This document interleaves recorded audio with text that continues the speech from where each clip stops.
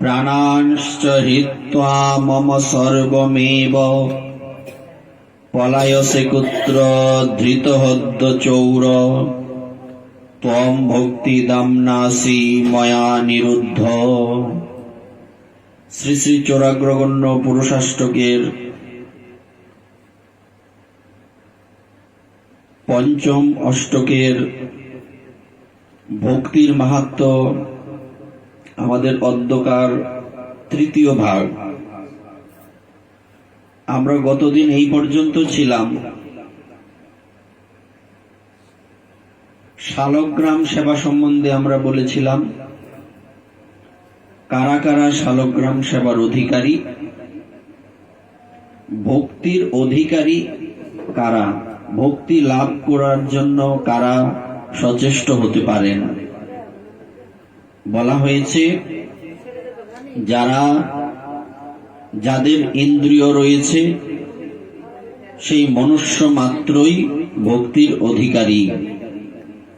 এখানে এরপর বলা হয়েছে, গতকাল আমরা এই অবধি ছিলাম, কারা শূদ্র, যারা ভগবানের ভক্ত নন তারাই শূদ্র। অর্থাৎ শ্রী ভগবানে ভক্তি না থাকলে ব্রাহ্মণ হয়েও শূদ্র তুল্য হয়। ভগবান মন্ত্রে দীক্ষার প্রভাবে শূদ্রগণ ব্রাহ্মণের সমতা লাভ করে। বরঞ্চ প্রহ্লাদ স্তুতিতে দেখা যায়, বিপ্রাদ্বি স্বরগুণ ইয়ুতার বিন্দনাব পাদার বিন্দ বিমুখাৎ সপচম বরিষ্ঠম। চক্রবর্তীপাদ এই টিকাতে বর্ণনা করছেন, ভগবত ভক্তজন বিমুখ দ্বাদশ গুণ সমন্বিত ব্রাহ্মণ অপেক্ষা ভগবত ভজনশীল চণ্ডালকে শ্রেষ্ঠ মনে করি। অন্য কি আর বলিব। ভক্তির অভাব এবং বিদ্যমানতা দ্বারা বিবেচিত হইতেছে যে ভক্তিহীন ব্রাহ্মণ অপেক্ষা ভজনশীল চণ্ডাল শ্রেষ্ঠ। অন্য ক্ষত্রিয়াদির কথা তো বলার অপেক্ষাই রাখে না। ব্রহ্মবৈবর্ত পুরাণে প্রিয়ব্রত উপাখ্যানে ধর্মবেদের শালগ্রাম পূজার প্রমাণ পাওয়া যায়। শ্রীপাদ রূপ গোস্বামীপাদ ভক্তিরসামৃত সিন্ধুতে লিখিয়াছেন, যদি কোনো ব্যক্তি মহৎ সংজ্ঞাদিজাত সংস্কার বিশেষ রূপ অতিভাগ্য ফলে শ্রীকৃষ্ণের সেবায় ভক্তি সাধনে শ্রদ্ধাবান হন, অথচ বিষয়ে অধিকতর আসক্ত নন এবং বিরক্তও নন, তিনি ভজনের অধিকারী। এই বিষয়টা আমরা একটু দেখি। যদি কোনো ব্যক্তি মহৎ সংজ্ঞাদিজাত সংস্কার বিশেষ রূপ অতিভাগ্য ফলে শ্রীকৃষ্ণের সেবায় তথা ভক্তি সাধনে শ্রদ্ধাবান হন, অথচ বিষয়ে অধিকতর আসক্ত নন এবং বিরক্তও নন, তিনি ভজনের অধিকারী। যারা বিষয়ের মধ্যে অত্যধিক আসক্ত নন আবার অত্যধিক বিরক্তও নন, তারা ভক্তির বা ভজনের অধিকারী। অত্যধিক বিরক্ত হলে সেও ভক্তিতে এগিয়ে যেতে পারে না, কেননা বিষয়ও ভগবত সেবায় লাগে। আমরা তো আর নির্বিশেষবাদী নই। যারা নির্বিশেষবাদী, ভগবানের সাকার রূপের আরাধনা করেন না, তাদের বিরক্তি চরমতম পর্যায়ে গেলে কোনো সমস্যা নেই। কিন্তু একজন ভগবত ভক্ত, কৃষ্ণ ভক্ত বৈষ্ণব, বিষ্ণু ভক্ত বৈষ্ণব, ইনি বিরক্তির চরমতম পর্যায়ে যেতে পারেন না। যদি বিরক্তির চরমতম পর্যায়ে যান, তাহলে ভগবানের সেবার মানসিকতা থাকবে কি? ভগবানকে শৃঙ্গার করার মানসিকতা আসবে কি?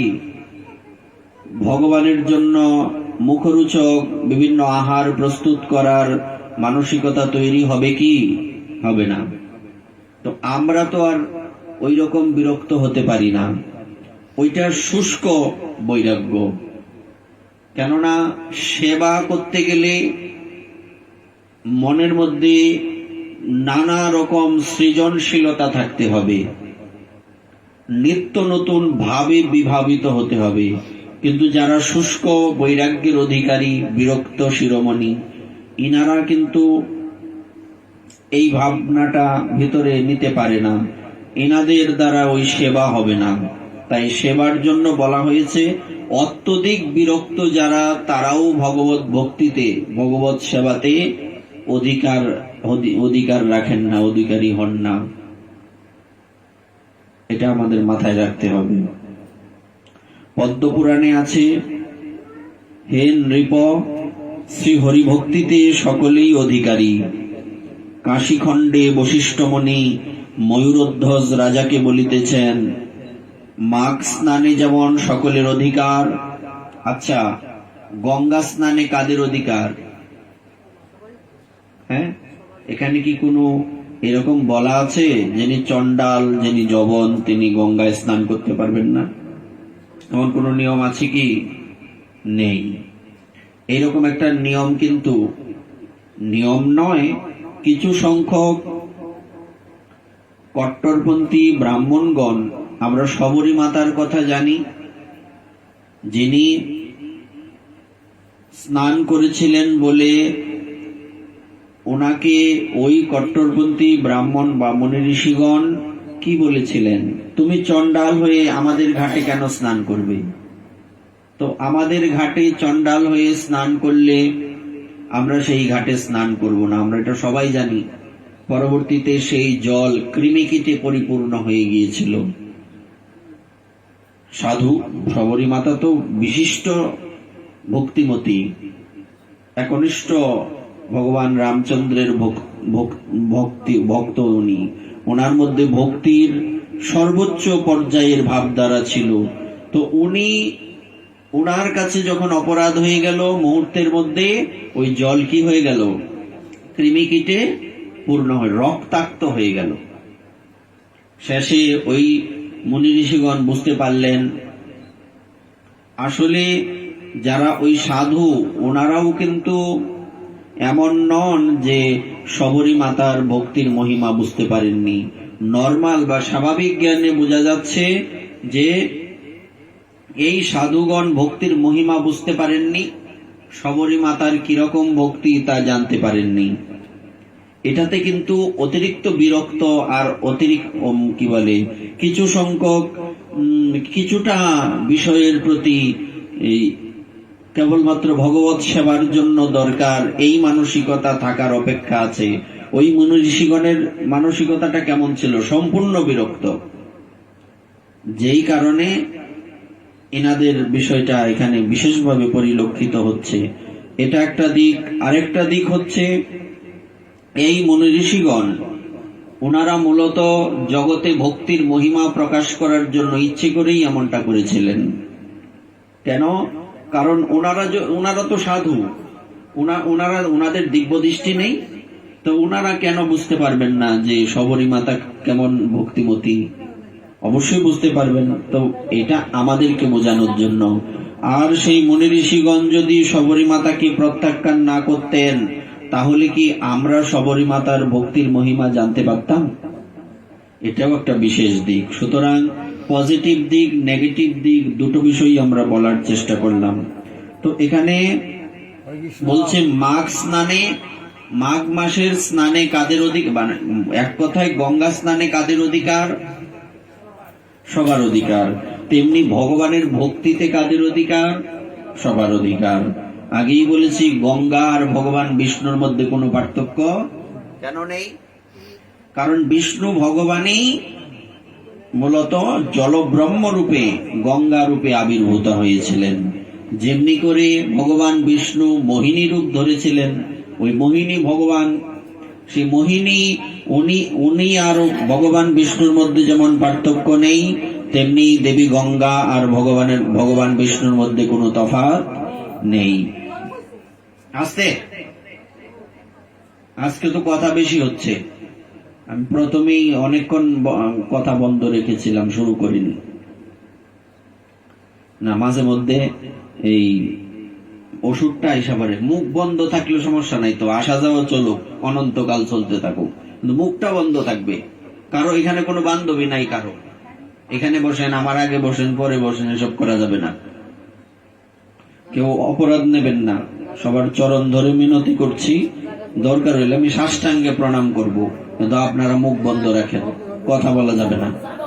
কারণ আমার ক্ষতি হয় এতে, আমার কথা বলতে ক্ষতি হয়, মানে ভগবানের চরণে আপনাদের অপরাধ হবে, ভাগবতের চরণে। কেননা আমি তো একটা ভাবনা নিয়ে কথা বলছি, আমি কয়েকবার আমার এই সমস্যা হয়ে গেছে, সুতরাং আমি কিন্তু কথা বন্ধ করে দেবো এমন কথা বললে। Last warning. কখনো কখনো মাতা পিতাকে সন্তানদের ভালোর জন্য ক্রোধ প্রকাশ করতে হয় কিনা?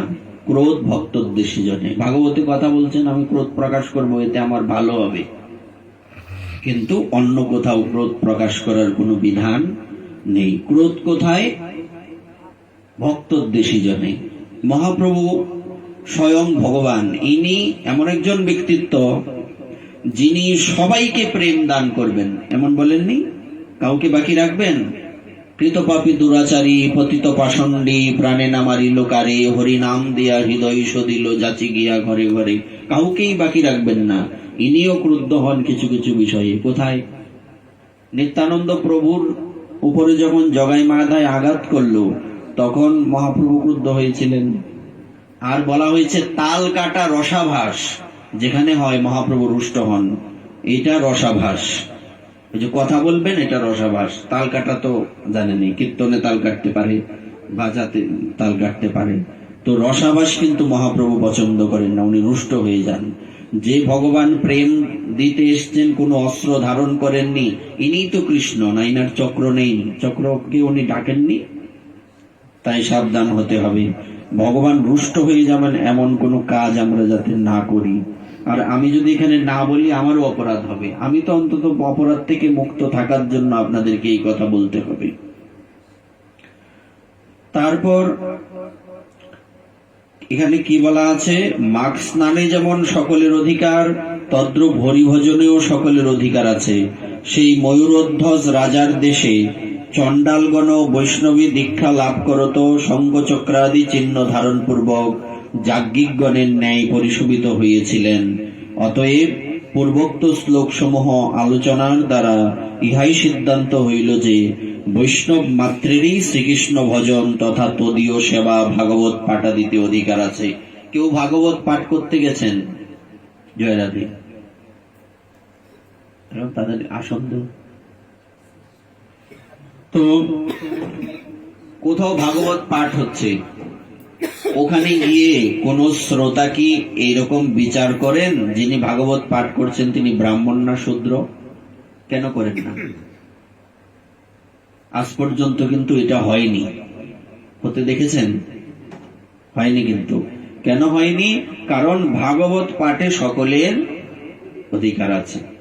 কেননা যিনি ভাগবত রচনা করেছেন, যিনি ভাগবত রচনা করেছেন ভগবান ব্যাসদেব, উনি কার সন্তান? ওনার জন্মটাও কি ভালো হয়েছিল? নর্মালি স্বাভাবিক দৃষ্টিকোণ থেকে দেখলে শূদ্র মাতা, ব্রাহ্মণ পিতা। যদিও এটা বিশেষ বিষয়, কিন্তু আমাদের বাহ্যিক দৃষ্টিকোণ থেকে, স্বাভাবিক দৃষ্টিকোণ থেকে এটা কিন্তু স্বাভাবিক দৃষ্টিকোণ থেকে এটা ভালো নয়। দেবর্ষি নারদ পূর্বজন্মে কি ছিলেন? দাসীর পুত্র। ওনার মা ওনার পিতৃ পরিচয় দিতে লজ্জা বোধ করতেন। দেবর্ষি নারদকে কখনোই পিতার নাম বলেননি। তো এখানে দেবর্ষি না, সেই ব্যক্তি যদি দেবর্ষি নারদ হতে পারে তো অন্যের কা কথা। এই জন্য ভাগবত পাঠে সকলের অধিকার।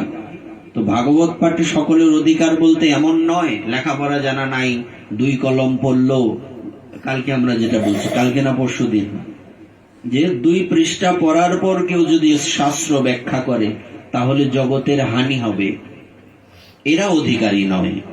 কিন্তু শূদ্র ব্যক্তি যদি অনেক কি বলে, গ্রন্থ অধ্যয়ন করে পড়াশোনা করে ভাগবত বর্ণনা করেন, ইনিও ভাগবত পাঠের অধিকারী হবেন। আবার ব্রাহ্মণও যদি গ্রন্থ অধ্যয়ন না করেন, শাস্ত্র সম্বন্ধে না জানেন, ইনিও ভাগবত বলতে পাঠ করতে পারবেন না। এটাই এখানে বলা হয়েছে যে কি তদীয় সেবা। নরমালি বিগ্রহ সেবা, আমরা বিগ্রহ সেবার অধিকার সম্বন্ধে জানি, আমরা বলেওছি যে যারা নিত্য প্রসাদ পান না তাদের বিগ্রহ সেবার অধিকার নেই। কিন্তু কেউ যদি শূদ্র হয়েও নিত্য প্রসাদ পাচ্ছেন, সদাচার পালন করছেন, সদাচার নিয়ে আমরা বিস্তারিত বলেছি, আর সামনে যাব না। যারা সদাচার পালন করছেন শূদ্র, ইনারাও ভগবানের বিগ্রহ সেবার অধিকার বা শালগ্রাম সেবার অধিকার রাখেন, তাদের অধিকার আছে। ভাগবত পাঠাদিতেও অধিকার আছে। শ্রীকৃষ্ণ ভজনে নাহি জাতি কুলাদি বিচার, আছে কিনা এই কথাটা? যেই ভজে সেই বড়, অভক্ত হীন ছাড়, শ্রীকৃষ্ণ ভজনে নাই জাতি কুলাদি বিচার। চৈতন্য চরিতামৃত তাই বললেন। শ্রীকৃষ্ণ ভজনে সবে অধিকারী, কুলের গর্ব নাই। কহে প্রেমানন্দ যে করে গর্ব, নিতান্ত মূর্খ ভাই। মনশিক্ষায় বলছেন প্রেমানন্দজি, কি বলছেন? শ্রীকৃষ্ণ ভজনে কাদের অধিকার? সকলের অধিকার, কুলের গর্ব নাই। কালকে বলছিলাম কে ব্রাহ্মণ বৈষ্ণব, কে শূদ্র বৈষ্ণব, এসবের বিচার হয় না।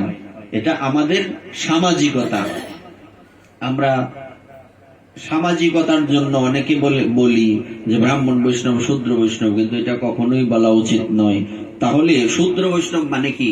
তার বোধহয় ক্যাটাগরিটা একটু নিচে, এরকম মনে হয় না? এই কথার অর্থটা কি? শূদ্র বৈষ্ণব, ব্রাহ্মণ বৈষ্ণব, তার মানে ওনার ক্যাটাগরিটা নিচে। তা আমি কি বৈষ্ণবকে অবমাননা করলাম না? সুতরাং এইসব আর কখনো আমরা, এটা একদম কান খুলে শুনে রাখতে হবে, আমরা কখনো ব্রাহ্মণ বৈষ্ণব, শূদ্র বৈষ্ণব এসব বলবো না। বৈষ্ণব মানে বৈষ্ণব। ইনি কি ব্রাহ্মণ, কি শূদ্র, কি নারী, কি পুরুষ, কি অমুক তমুক, মনে আছে তো? যখন মীরাবাই জি সনাতন গোস্বামীপাদের সাথে দেখা করতে গিয়েছিলেন, বলছে আমি কোনো নারীর সাথে দেখা করি না। তখন ওনাকে শুনিয়েই মীরাজি বলেছিলেন যে আমি তো জানতাম বৃন্দাবনে একজনই পুরুষ কৃষ্ণ, আরেকজন পুরুষ দেখা গেছে। বিষয়টা বুঝতে পারছেন কোথায় কি বলেছেন? মুহূর্তের মধ্যে উনি বেরিয়ে এসছেন। হ্যাঁ, কেন বলছি? আসলে সনাতন গোস্বামী আদি আমাদের স্বরগোস্বামীগণের হৃদয়ের মধ্যে কি এরকম ভাবনা আছে যে কে নারী কে পুরুষ? ইনারা তো একদম শুদ্ধ সত্য গুণে অধিষ্ঠিত। ইনারাদের মনে এরকম ভাবনা আসতেই পারে না।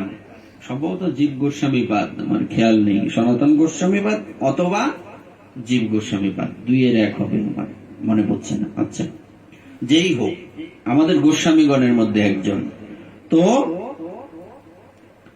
এটা কেন না, জগতে ভক্তির মহিমা প্রচারের জন্য কখনো কখনো এরকম করা উচিত।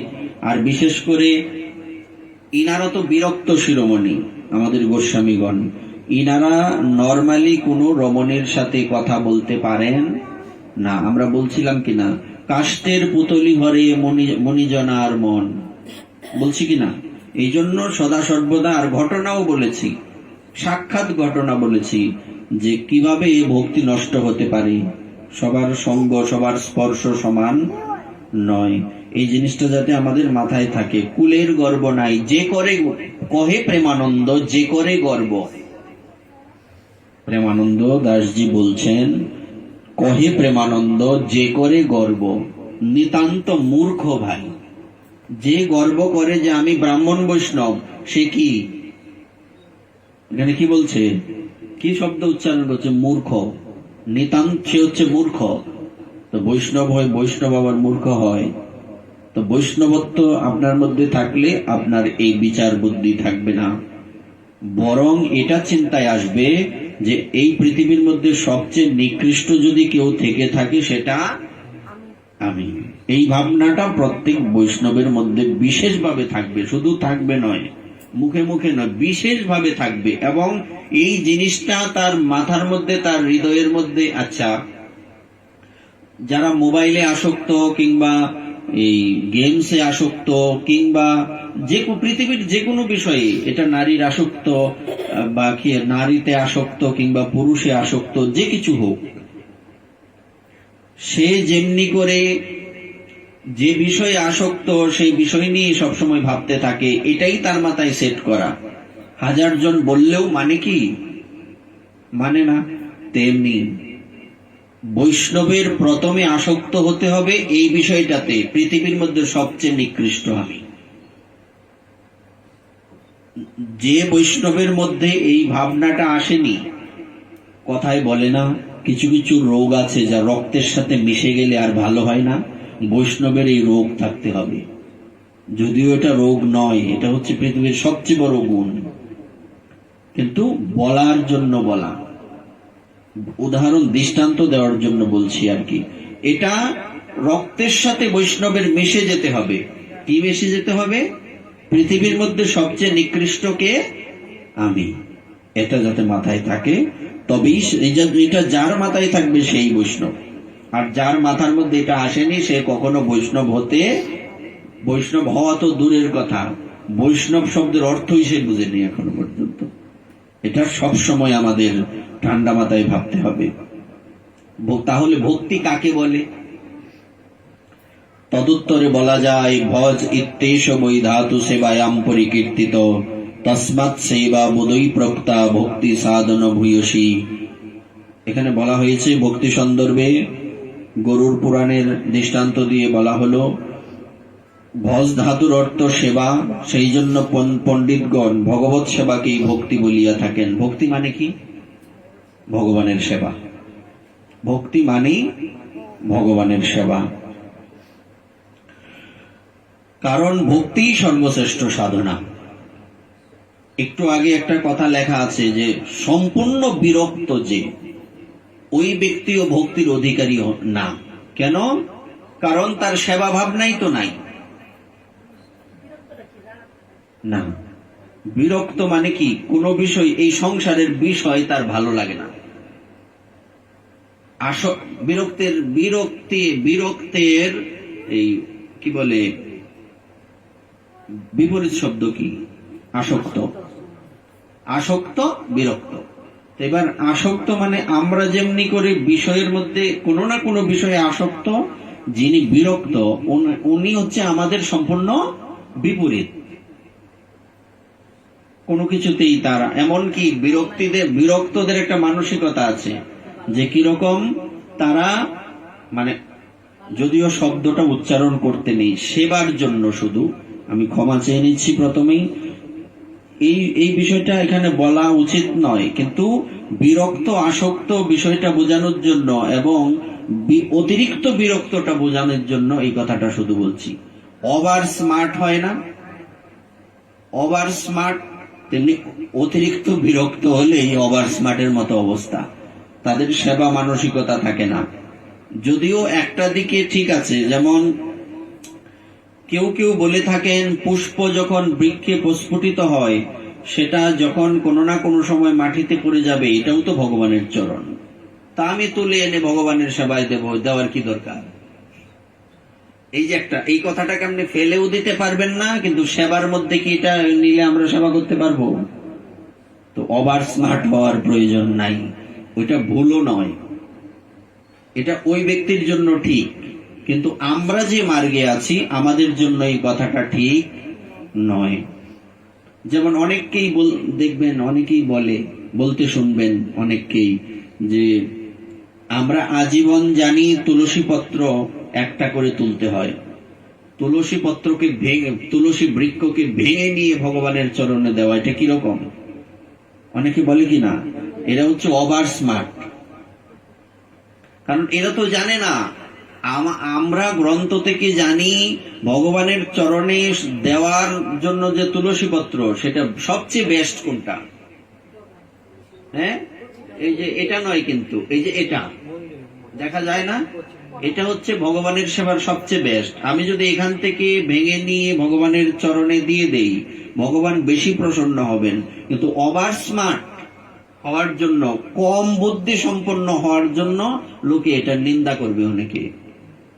যেমন দেখবেন অনেককেই এরকম বলতে শুনবেন যে তুলসী বৃক্ষ যখন প্রাপ্ত হয়ে যায়, সর্বনাশ, শ্মশানের মধ্যে আবার তুলসী গাছ দিতেছে, সর্বনাশটা করছে। এরা হচ্ছে ওভার স্মার্ট, অতিরিক্ত পণ্ডিত। তো আমরা যাতে ওই অধিক পণ্ডিত না হই, পাণ্ডিত্য দিয়ে ভগবানকে পাওয়া যায় না। এটা হচ্ছে কেমন পণ্ডিত, এটা বলছে অরিজিনাল পণ্ডিত না। কারণ অরিজিনাল পণ্ডিত তো গ্রন্থে এই কথা দেখেছে যে বহু বহু জন্মের যদি স্বীকৃতি থাকে তবে এক খণ্ড তুলসী কাষ্ঠ শ্মশানে তার চিতার মধ্যে উঠে। এটা কি আমার কথা? আমি এটা বললেই কি না বললেই কি? কোন আমার তো না বললে এই কথাটা যদি তার সাথে যদি আমি এটা বলি যে হ্যাঁ আপনি ঠিকই বলেছেন, তুলসী কখনো চিতাতে দেওয়া যাবে না, তখন এতে আমার ক্ষতি হবে। এটা কখনোই করবেন না। গলার মালা রাখবেন কি? তাহলে তিলক করে দেন কেন? তো তিলকটা কি? তিলকটা কি? তো তিলক কেন দেবেন?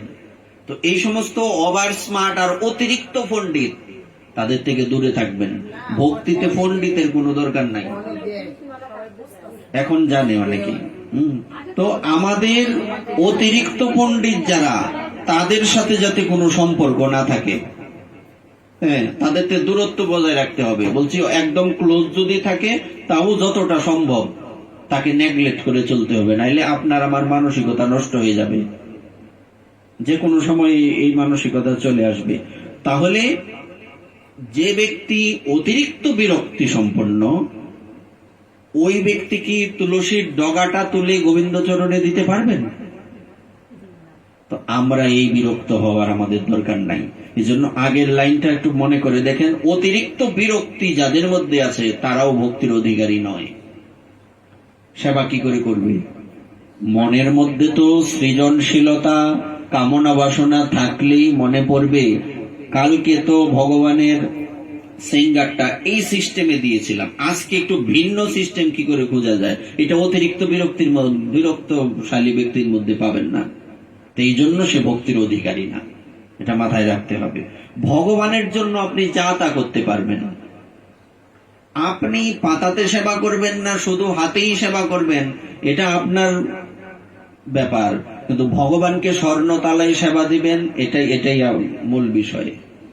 যার অধিকার আছে, যার শক্তি সামর্থ্য আছে, সে দেবে না কেন? আমাদের মুরারি মন স্বর্ণতালায় সেবা হয়, রূপার তালায় সেবা হয়, তামাকাশার তো অভাবই নাই। আর সিঙ্গারের তো 2-4-5টা গোডাউন ভর্তি, সিঙ্গারের কাপড় গোডাউন ভর্তি। এই গোডাউন মনে হয় যে বড় বড় কাপড়ের দোকানেও নাই। তো এই কথাটা কেন বললাম? যদি অতিরিক্ত বিরক্তি ভাব না থাকে কারোর মধ্যে, সে কি এটা করতে পারবে? অতিরিক্ত বিরক্তি মানে গাছতলায় বসে থাকবে, সেবা মানসিকতা থাকবে না, তার মানে তারা ছোট, এই কথা বলছি না।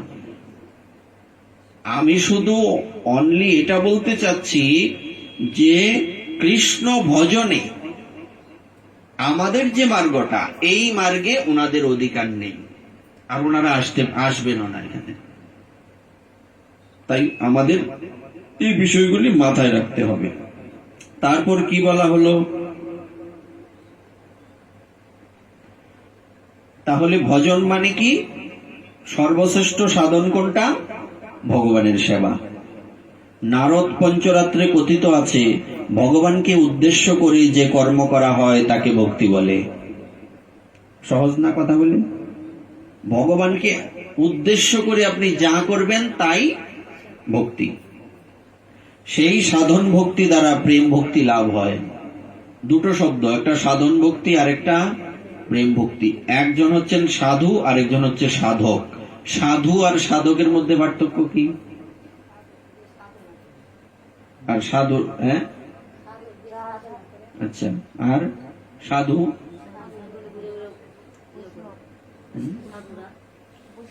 সাধু আর সাধক।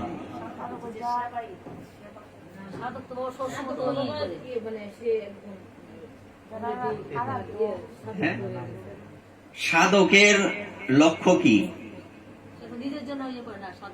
সাধকের লক্ষ্য সাধু হওয়া। সাধক মানে যে সাধু হয়নি এখনো পর্যন্ত সে হচ্ছে সাধক। অর্থাৎ সাধু মানে হচ্ছে আপনি যখন আপনি ভগবানকে পেয়ে গেছেন তখন আপনি সাধু। মানে আপনার লক্ষ্য যখন পূর্ণ হয়ে গেছে, আপনি যখন প্রেম পেয়ে গেছেন তখন আপনি সাধু। যেমন অষ্টসাত্ত্বিক বিকারের কথা যদি বলি, আমরা আমাদের শ্রী গুরুদেবাদি অনেক মহাত্মাগণকে দেখেছি ওনাদের অষ্টসাত্ত্বিক বিকার কিরকম। তো ওনারা প্রেমে সিদ্ধ হয়ে গেছেন, ওনারা সাধু। হ্যাঁ, ইনারা হচ্ছেন সাধু, আর আমরা হচ্ছি সবাই এখানে সাধু। এবার বোঝা গেল। তেমনি এখানে বলা হয়েছে সাধন ভক্তি আর প্রেম ভক্তি। অর্থাৎ আমরা যেটা অনুশীলন করছি এই ভক্তিটার নাম হচ্ছে সাধন ভক্তি। আর যখন আমাদের এটা টপ ক্লাস পর্যন্ত চলে যাবে সেটা হচ্ছে প্রেম ভক্তি। সেই সাধন ভক্তি দ্বারা প্রেম ভক্তি লাভ হয়। এবার বোঝা গেল। তার এটা কোথায়? ভক্তি রসামৃত সিন্ধুতে আছে। সর্বোপাদি বিনির্মুক্তম তৎপরত্বেন নির্মলম ঋষিকেন ঋষিকেশ সেবনম ভক্তিরুচ্যতে। নারদ পঞ্চরাত্র। ইহকাল পরকালের সুখ বাসনাদি না করিয়া ভগবত সুখের জন্য ইন্দ্রিয় দ্বারা ভগবত সেবাকে ভক্তি বলে। বিষয়টা দেখুন, ইহকালেরও চিন্তা নেই, পরকালেরও চিন্তা নেই, এই জগতেও কোনো সুখ বাসনাদির ইচ্ছে নেই, শুধু কেন কর্ম করব? সেবা কিসের জন্য? সেবা তোমার সুখের লাগি। যার সেবা তাকে সুখী করা, খুশি করা। যদি যার সেবা তার সুখ আমার মনের মধ্যে না থাকে, আমার কোনো কামনা, আচ্ছা ভক্তি কেন লাভ করব না, এই দুঃখময় জগৎ থেকে চলে গিয়ে আমি সুখময় জগতে যাব, তখন আর এটা আপনি প্রকৃত ভক্ত হলেন না। আপনি কোথায় থাকবেন এটা নির্ধারণ করবেন কে? ভগবান। ভক্তের লক্ষ্য হচ্ছে আমি যদি নরকেও থাকি আমার আপত্তি নাই, আমার লক্ষ্য হচ্ছে আমি যাতে ভগবানের সেবা করতে পারি। ভক্তের লক্ষ্য বৈকুণ্ঠ নয়, গোলক বৃন্দাবনও নয়, কোথাও নয়। ওখানে নিলেও আপত্তি নাই, নরকে গেলেও আপত্তি নাই। এই হচ্ছে ভক্তের। এই জন্য বলছি ইহকালেরও চিন্তা নেই, পরকালেরও চিন্তা নেই, কোনো সুখ বাসনাই নেই। আচ্ছা চিন্তা করুন তো, পৃথিবীর মধ্যে সর্বশ্রেষ্ঠ কি হয়? এর থেকে আর কোনো শ্রেষ্ঠ থাকতে পারে? ইহকালেও কিছু চায় না, পরকালেও কিছু চায় না, নিজের সুখ বাসনাই নেই। কেন সেবা করব? তোমাকে প্রসন্ন করার জন্য, আর কিছুই নয়। এজন্য বলছে সর্ব উপাধি বিনির্মুক্ত, কোনো উপাধি থাকা যাবে না। এটা নিয়ে একটু বলি, কিরকম উপাধি? উপাধি বলতে নানা প্রকার। আচ্ছা, কোন ব্রাহ্মণ যদি উনি সাধু হন, বেশ নেন, কিংবা কৃষ্ণ মন্ত্রে দীক্ষা লাভ করেন, তখন ওনার নামটা কিরকম হয়? ওনার ব্রাহ্মণ নাম থাকে কি? কি নাম হয়? দাস। এই দাস মানে জাতে দাস না। হ্যাঁ, তাহলে ভগবানের দাস। যিনি জাতিতে দাস ইনিও দাসই লাগাবেন, যিনি জাতিতে ব্রাহ্মণ ভক্তি মার্গে গেলে ইনিও দাসই লাগাবেন। তা এখন উপাধি মুক্ত হলেন কিনা? এমনকি যারা বাবাজির বেশ নেবেন, ইনারা যদি ব্রাহ্মণ হয়ে থাকেন তো ওনারা ওনাদের সূত্র পরিত্যাগ করেন, ব্রাহ্মণের যে সূত্র ওইটা ত্যাগ করেন। প্রমাণ আমরা বৈষ্ণবপদ বাবাকে দেখি, উনি তো ব্রাহ্মণ, পৈতা আছে কি? আপনারা লক্ষ্য করেননি, খালি গায়ে দেখেননি তো পৈতা দেখবেন? আমরা তো জানি, দেখেছি। হ্যাঁ, পৈতা নেই, উনি ব্রাহ্মণ, তো পৈতা আছে কি? কেন নাই? কেন নাই? ইনিও ব্রাহ্মণ, আমাদের জেঠু ব্রাহ্মণ না? পৈতা আছে কি? ওনাকে তো খালি গায়ে দেখছেন নাকি? পৈতা দেখছেন নাকি? নাই। কেন নাই? কারণ যারা বেশ নিয়ে সাধু হবেন ইনাদের কোনো উপাধি থাকবে না। কিন্তু বর্তমান সময়ে দেখা যাচ্ছে কিছু কিছু সংখ্যক ব্যক্তিরা যারা বৈষ্ণব মার্গে যাওয়ার পরেও ব্রাহ্মণ না হয়েও তারা এই উপনয়ন নিতে চাচ্ছেন, তার মানে বুঝতে হবে ডাল মে কুছ কালা হে, এটা আমাদের মধ্যে নাই। এটা হচ্ছে বিষয়টাকে বুঝবেন। আমাদের সমাজ ব্যবস্থার মধ্যে কয়টা বর্ণ? চারটে বর্ণের মধ্যে ব্রাহ্মণ, ক্ষত্রিয়, বৈশ্য, শূদ্র। এই চার বর্ণের গুরু হচ্ছেন ব্রাহ্মণ, মাথা। আবার ব্রাহ্মণের যিনি গুরু তিনি হচ্ছেন বৈষ্ণব। বৈষ্ণবের গুরু হচ্ছেন বাবাজি বা সন্ন্যাসী। এরপরে তো আর নাই সন্ন্যাস। হ্যাঁ, আচ্ছা, সন্ন্যাস নেওয়ার পর সন্ন্যাসী ব্যক্তি নিজের মাতা পিতারও পূজ্য। তোমার সন্তান যদি সন্ন্যাস নেন তুমি তাকে প্রণাম করতে পারবে, যদিও ছেলে তোমার প্রণাম নেবে না, আলাদা বিষয়।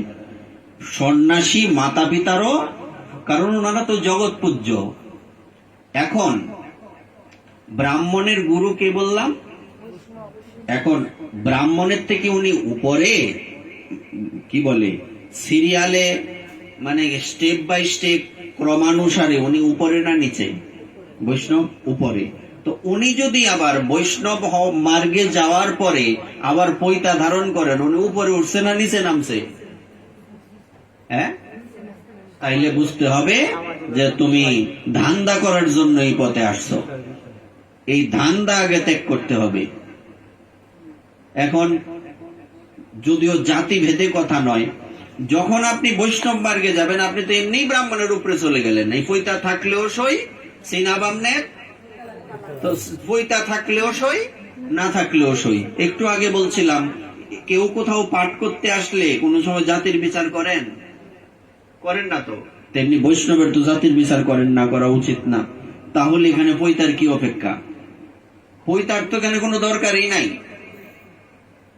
এটা এই জন্য আমাদের, আমরা কোনো কাউকে নাম বলবো না, কিছু কিছু সংস্থা রয়েছে যাদের মধ্যে এই কালচার রয়েছে। মূলত এটা আমাদের কখনো শাস্ত্রীয় কালচার নয়। তোমাকে সব ত্যাগ করতে হবে। এইটা ত্যাগের মার্গ, ভোগের মার্গ। এই যে এখানে বলছে সর্ব উপাধি বিনির্মুক্ত, তাহলে আপনি যখন আবার সূত্র ধারণ করলেন, একটা ত্যাগ করে এলেন, আরেকটা ধরলেন কিনা? বিষয়টা এরকম। এক সাধু আমাদের মুরারি মোহনের পাশ দিয়ে কেশিঘাটে, উনি প্রতিদিন কোথাও এক বাড়িতে যান। আরেক সাধু ওনাকে বলছেন, কি বাবাজি আপনি এদিকে কোথায় যান? বলছে এখানে একটু দরকার। তো প্রতিদিনই যান, ওইদিকে কি? বলতে বলতে বলতে বলতে উনি বললেন, না ওখানে আমার একজন মা থাকেন। মা থাকেন বলতে কোন? আপনার জন্মদাত্রী মা? বলছি না, একজন নাকি আমি মা ডেকেছি, ধর্মের মা। বলছে আগের যে মারা সাইরে আইসুন ডেকে অধর্মের মা আছেন। অর্থাৎ আমি একটা বিষয় ত্যাগ করে আরেকটা বিষয়ে জড়িয়ে পড়লাম কিনা। আমি সংসারকে ত্যাগ করে এসছি সমস্ত উপাধি থেকে মুক্ত হব, এখানে এসেও যদি সুতার লয়ে টানাটানি লাগে তাইলে বুঝতে হবে যে এখানে ঝামেলা আছে। ওই তো নিজের মা চাইলে আবার আরেক ধর্মের মা বানানির মতো। এটা হাস্যকরও বটে এবং দুঃখজনকও বটে। এই জন্য আমাদের এগুলি বিশেষ করে বিশেষভাবে মাথায় রাখতে হবে যে আসলে আমাদের গোস্বামীগণ কি করে গেছেন, কি শিক্ষা দিয়ে গেছেন। তারপর কি বললেন? এরপর বলা আছে এই ভক্তি আবার দুই প্রকার। ভক্তি কত প্রকার? বৈদিক ভক্তি আর রাগানুগা ভক্তি। তো বৈদিক ভক্তি সম্বন্ধে বলতে গিয়ে বললেন, যত্র রাগানবাপ্তত্বাৎ প্রবৃত্তির উপজায়তে শাসনে নৈব শাস্ত্রস্য স্বাবৈদি ভক্তিরুচ্যতে। যে ভক্তিতে রাগ, লোভ বা রুচি প্রবর্তক না হইয়া শাস্ত্র শাসনেই প্রযোজক হয় তাকে বৈদিক ভক্তি বলে। অর্থাৎ যে ভক্তির মধ্যে রাগ, লোভ এবং রুচি এগুলি কিছু থাকে না, শাস্ত্রের শাসনটাকেই বিশেষভাবে কি করা হয়? প্রাধান্য দেওয়া হয়। এটাকে বলছে বৈদিক ভক্তি। শাস্ত্রটাই প্রাধান্য পায় যেখানে, সেটা হচ্ছে বৈদিক ভক্তি, মানে পাণ্ডিত্যাদি যুক্ত। আর রাগানুগা ভক্তি মানে অনুরাগে বিধি নাহি মানে। আচ্ছা এটা আগে গেল, এটা আগে বলি। রাগ শব্দে এই স্থানে শ্রীমূর্তি দর্শন অথবা দশম স্কন্ধীয় লীলা শ্রবণ হইতে সেবা প্রাপ্তির জন্য যে লোভ, তদ্ব্যতীত শাস্ত্র শাসনে যে ভজন প্রবৃত্তি, তাহাই বৈদি ভক্তি। মানে ভজন ত্যাগ করে নিয়মের দিকে যার মানসিকতা থাকে তারা হচ্ছে বৈদি ভক্তি সম্পন্ন। ভজনের থেকে গুরুত্ব বেশি দিচ্ছেন কিসে? নিয়মে। তাহলে বুঝতে হবে এটা কি ভক্তি? বৈদি ভক্তি। এই নিয়ম হচ্ছে এখানে বলাই আছে যে এটা এখানে রাগ শব্দে বলা আছে ভগবত বিগ্রহ দর্শন অথবা দশম স্কন্ধীয় লীলা শ্রবণ হইতে সেবা প্রাপ্তির জন্য যে লোভ। অর্থাৎ নরমালি স্বাভাবিকভাবে আমরা কি জানি লোভ মানে কি? লোভ, সাংসারিক লোভ ত্যাগ করতে হবে, তাই তো? এখন যিনি বৈদি ভক্তি সম্পন্ন, বিধি ভক্তিতে থাকেন, উনি চিন্তা করেন কি না আমি শাস্ত্রীয় নিয়ম অনুযায়ী বিগ্রহ সেবা করব। বিষয়টাকে বুঝেন, কিন্তু এটা শুষ্ক হয়ে যায়। ভক্তিটা কিন্তু শুষ্ক না, ভক্তিটা হচ্ছে রসালো। ভক্তির আরেক নাম কি? রস। কি নাম? কি বলেন? রস। কিন্তু যখন আপনি প্রধানভাবে, বিশেষভাবে আপনি প্রধানত এই শাস্ত্রীয় নিয়মটাকেই প্রাধান্য দেবেন, তাহলে বুঝতে হবে যে এটা ভক্তি নয়, অরিজিনাল ভক্তি নয়, এটা হচ্ছে ডুপ্লিকেট ভক্তি। তবে ডুপ্লিকেট বললেও অপরাধ হবে, এটা বলা উচিত নয়, শুধু বোঝানোর জন্য বলা। তো এখানে একটা দৃষ্টান্ত দিলে বোঝা যাবে। দৃষ্টান্তটা হচ্ছে এইরকম, মহাপ্রভুর সেবক ছিলেন গোবিন্দ দাসজি। তো গোবিন্দ দাসজি উনি মহাপ্রভুর অঙ্গ সেবক। একটা ছোট্ট কথা বলে রাখি, যে প্রসঙ্গটা নিয়ে আমরা 3 দিন ব্যাপী বিশেষ আলোচনায় প্রবৃত্ত হয়েছি, যে জাতির যে ভেদ নাই। মহাপ্রভুর যিনি অঙ্গ সেবক গোবিন্দ দাস, ইনি কি ব্রাহ্মণ ছিলেন? মহাপ্রভু তো ব্রাহ্মণ। তৎকালীন সময়ে ব্রাহ্মণ্যবাদ প্রবল, এখনো নবদ্বীপে ব্রাহ্মণ্যবাদ যথেষ্ট, যথেষ্ট পর্যাপ্ত ব্রাহ্মণ্যবাদ। কিন্তু মহাপ্রভু স্বয়ং সেই সময়ের, আজ থেকে সেই প্রায় 550 বছর পূর্বের যে সময়টা, ওই সময়ের যে ব্রাহ্মণ্যবাদের পরিস্থিতিটা কেমন ছিল, ওই সময় উনি শূদ্র সেবক গ্রহণ করেছেন। ওনার সেবক ছিলেন শূদ্র। তৎকালীন সময় এটা কেউ কল্পনাও করতে পারত না। এখন না, এটা স্বাভাবিক হয়ে গেছে, নর্মাল হয়ে গেছে। তো ঘটনা কি, সেই গোবিন্দ দাসজি উনি হচ্ছেন মহাপ্রভুর কি সেবক? অঙ্গ সেবক। মহাপ্রভু ইনি যখন মধ্যাহ্নকালে প্রসাদ আস্বাদন করে, উনি সদা সর্বদা ভগবত প্রসাদ আস্বাদন করতেন। উনি ভগবান হলে কি হবে? কোন রূপে এসছেন? ভক্ত রূপে। তাই উনি প্রথমেই জিজ্ঞাসা করতেন, আমাকে যেখানে সেবা দিয়েছ কৃষ্ণের ভোগ হয়েছে তো? এটা উনি বলতেন। কৃষ্ণই ভক্ত হয়ে ভক্তের শিক্ষা আপনি আচরি ধর্ম জীবকে শেখায়। তো ইনি মধ্যাহ্নে প্রসাদ আস্বাদন করার পর, আর সন্ন্যাসীর প্রসাদ সেবাটাকে কি বলে? ভিক্ষা। আছে না ভোগারতিতে, আমার ঘরে তোমার ভিক্ষা আছে, প্রার্থনা জানাচ্ছেন ভক্ত। ভক্তের বেলায় এটা হচ্ছে সেবা, আর সন্ন্যাসীর বেলায় কোনো বাড়িতে সেবা করাটা কি? ভিক্ষা। তো উনি যখন প্রসাদ পেয়ে শয়ন করেছেন, উনি যেখানে শয়ন করতেন এই জায়গাটা অনেক ছোট, পুরীতে সেখানে গম্ভীরা ছোট্ট একটা জায়গা, আর উনি এত লম্বা, 7 ফুট লম্বা।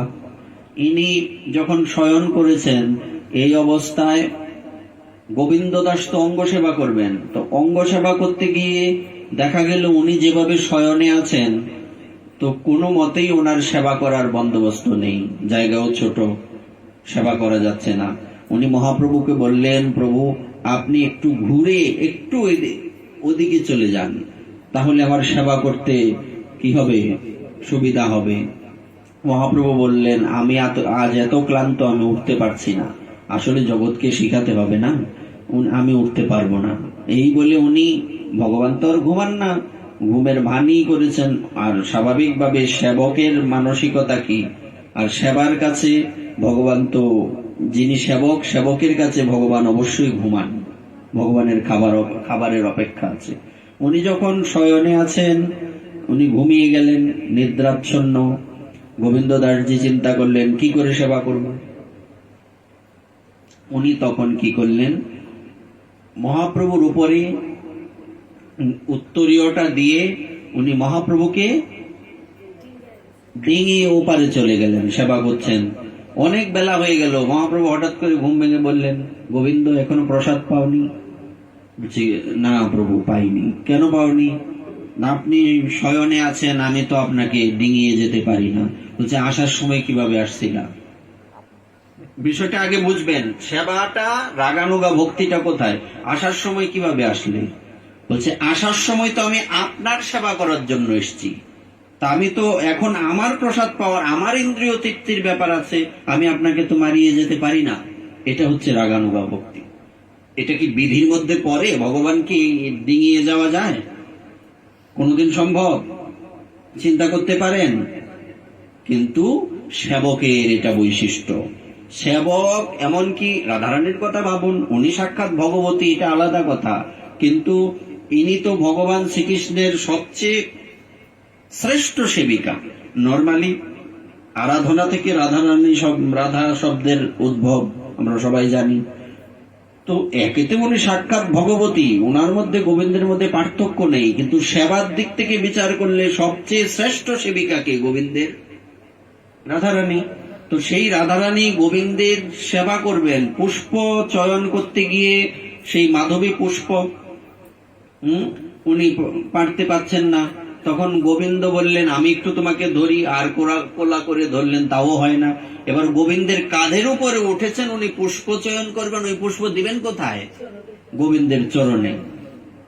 বোঝা যায়, সেবার জন্য যদি ভগবানের কাঁধেও উঠতে হয়। মনে আছে সেই আদিবাসী রমণী, মহাপ্রভু যখন জগন্নাথ দেবকে দর্শন করছেন, তখন ওই জগন্নাথ দেবকে দর্শন করার জন্য উনি মহাপ্রভুর কাঁধে উঠে গেলেন। সবাই তাড়াতাড়ি করে নামাতে চাইছেন, মহাপ্রভু বলছেন ওনাকে যথার্থ দর্শন করতে দাও, ওনার মতো ভক্তি আমারও হয়নি, আমারই আকুলতা কবে হবে। এটা হচ্ছে কি? রাগানুগা। এই পর্যায়টা বিশেষ। তাই বৈদিক ভক্তি, রাগানুগা ভক্তি আর বলতে হবে না। আমরা মোটামুটি, অর্থাৎ শাস্ত্রের, আমরা শাস্ত্রই মানব, শাস্ত্রই আমাদের প্রধান, কিন্তু শাস্ত্রের মধ্যে আবদ্ধ থেকে যদি সেবাটা যথার্থ না হয়, এটা কি যথার্থ প্রকৃত ভক্তি হবে? হবে না। এই জন্য ভগবানের সেবা করতে গিয়ে যদি শাস্ত্রকেও কখনো কখনো বিশেষ রূপে উল্লঙ্ঘন করতেও হয়, তাও কোনো সমস্যা নেই, কিন্তু মেন হচ্ছে সেবা।